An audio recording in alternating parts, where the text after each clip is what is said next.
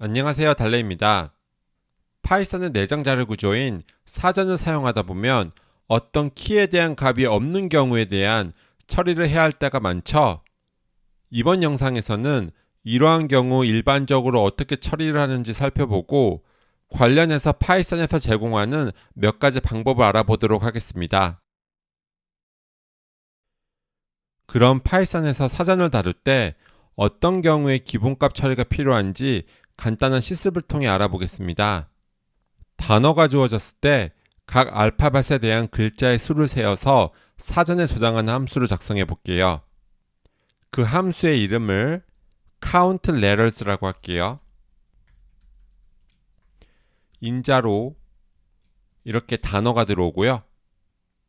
맨 위에다가 카운터라고 하는 사전을 하나 생성할게요.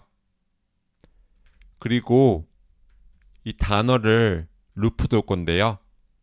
만약에 각 글자가 카운터에 존재하지 않는다면 우리는 사전에 이렇게 0으로 기본값을 줘야 됩니다. 그래야지 이렇게 안전하게 기존에 사전에 저장되어 있던 이 알파벳에 대한 글자 수를 1 증가시킬 수 있을 거예요. 마지막에는 카운터를 반환해야겠죠? 그럼 이 함수를 한번 호출해 볼까요? 인자로 바나나로 넘겨 볼게요. 그러면 이렇게 알파벳 B는 이 단어에 한 번 들어 있고요. 알파벳 A는 3번 들어 있고 알파벳 N은 2번 들어 있다는 것을 알 수 있습니다. 이 함수의 구현을 다시 보시면 여기 for 루프 안에서 if 조건절을 통해 이 count 사전에 이 letter 키가 존재하는지 확인하고요. 존재하지 않는 경우에는 이렇게 기본값으로 0을 주고 있는데요. 이러한 코딩 패턴은 파이썬에서 사전을 사용할 때 상당히 자주 접할 수 있는데요. 코드를 읽을 때 주요 흐름의 파악을 방해하는 요소가 되기도 합니다. 사전에 기본값을 줄 때 if 조건절을 피할 수 있도록 파이썬의 사전 자료 구조는 setDefault라는 함수를 제공하는데요. 첫 번째 인자로 키값, 두 번째 인자로 기본값을 넘길 수 있습니다. 그래서 방금 작성한 코드를 이렇게 복사해 와서요. 여기에 if문을 지우고요. 카운터에 setDefault 함수로 호출하는데요. 첫 번째 인자로 키를 넘기고요. 두 번째 인자로 이렇게 기본값을 넘깁니다. 그 다음에 동일하게 바나나를 인자로 넘겨서 호출해 보겠습니다. 네, 그러면 완전히 동일한 결과를 얻을 수 있는데요. 이렇게 for문 안에서 setDefault 함수를 사용하면요. 사전에 이 키에 해당하는 값이 존재하지 않는다면 이 두 번째 인자로 넘기는 기본값을 사용합니다. 따라서 이 부분이 none 대신에 0이 되는 것을 보장할 수 있습니다. 이렇게 코드를 제작성하니까 깔끔해져서 좋기는 한데 이렇게 for 루프 내에서 setDefault 함수가 무조건적으로 항상 호출되는 부분은 좀 마음에 들지 않는 것 같습니다. 사전에 저장된 값을 접근할 때 대괄호 대신에 get 함수를 사용하면 두 번째 인자로 기본값을 명시해 줄 수 있는데요. 이 기능을 이용하면 if 조건절 없이도 사전에 기본값을 지정해 줄 수 있습니다. 맨 처음에 작성했던 코드를 여기에 붙여넣기 하고요. if문을 지워줄게요. 그리고 여기에 letter 키에 해당하는 값을 갱신해 줄 때요. equals라고 하고 카운터에 get 함수가 있어요. 여기에 첫 번째 인자로 키를 넘기고요. 두 번째 인자로 기본값을 넘길 수가 있습니다. 그 다음에 이렇게 플러스 1을 해주는 거예요. 그럼 마찬가지로 동일한 인자로 한번 실행을 해볼게요. 네, 그러면 함수가 잘 실행이 되죠? 이 방법은 이렇게 사전에서 어떤 키에 대한 값을 읽어올 때 그 값이 none이면 대신에 이렇게 두 번째 인자로 넘기는 0을 기본값으로 사용하게 합니다. 만약에 none이 아니라면 그 키에 저장되어 있는 값을 그대로 사용하고요. 이 접근 방법은 위에서 이렇게 set default 함수를 사용한 것보다는 살짝 좀 더 나은 것 같지만 더 나은 방법은 없을까요? 이렇게 사전에 기본값을 설정해 줘야 할 때는 파이썬의 내장 모듈인 collections에 default dict 클래스를 사용하면 딱인데요.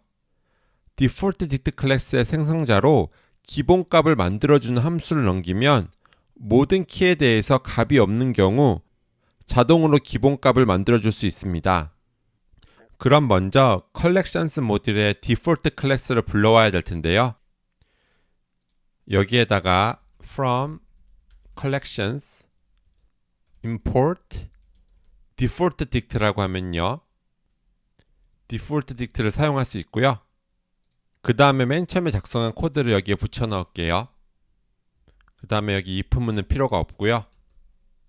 이렇게 사전을 생성해 줄 때 일반 중괄호가 아니라 이렇게 default dict 클래스를 사용하는 거예요. 그리고 인자로 이렇게 파이썬에 int 함수를 넘겨줄게요.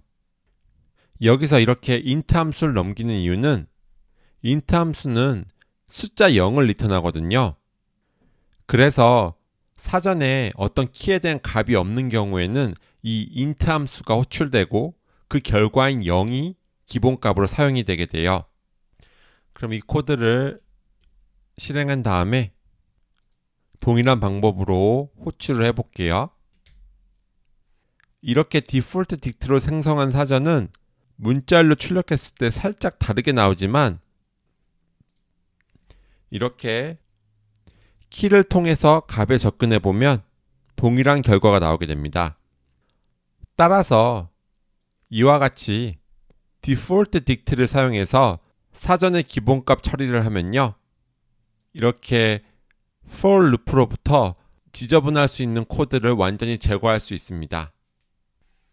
참고로 이렇게 디폴트 딕트에 int 대신에 원하신다면 이렇게 람다 함수를 넘길 수도 있습니다. 그래서 이렇게 람다 함수가 무조건 0을 반환하도록 하면요. 동일한 효과를 얻을 수 있을 것입니다. 네, 이렇게 동일한 형태의 사전을 볼 수 있습니다. 디폴트 딕트 클래스를 활용할 수 있는 다른 사례로 데이터를 특정 기준에 의해 카테고리로 묶는 경우를 들 수 있습니다. 예를 들어서 단어들이 주어졌을 때 이 단어들을 길이에 따라 분류해주는 코드를 한번 작성해 볼게요. 마찬가지로 collections에서 default dict를 이렇게 불러와 주고요. 함수를 하나 작성할 건데요. group words라고 할게요. 이번에는 인자로 하나의 단어가 아니라 여러 개의 단어를 리스트로 받을게요. 그 다음에 여기에 그룹퍼라고 하는 사전 하나 만들 건데요. 디폴트 딕트를 사용할 거예요. 그리고 기본값을 만들어주는 함수로 이렇게 리스트를 사용할 거예요. 이 리스트 함수는 빈 리스트를 만들어내죠. 그 다음에는 이 words를 루프 돌 건데요. 이렇게 for문을 이용하면 이 word 안에 각 단어가 들어오겠죠. 그러면 이 단어의 길이를 구한 다음에요. 그룹퍼의 키로 사용할게요.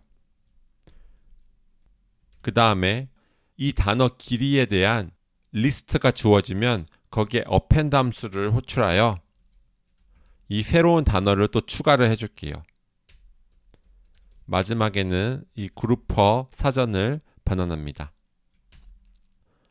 그럼 이렇게 여러 개의 인자를 넘겨서 한번 함수로 호출해 볼게요. 네, 그럼 여기 보시다시피 이렇게 각 길이에 따라서 이렇게 분류가 되는 것을 볼 수 있습니다. 만약에 디폴트 딕트 클래스 없이 이 코드를 작성했다면 어땠을까요? 그랬다면 그러면 우선 이렇게 디폴트 딕트를 사용 안 하고요.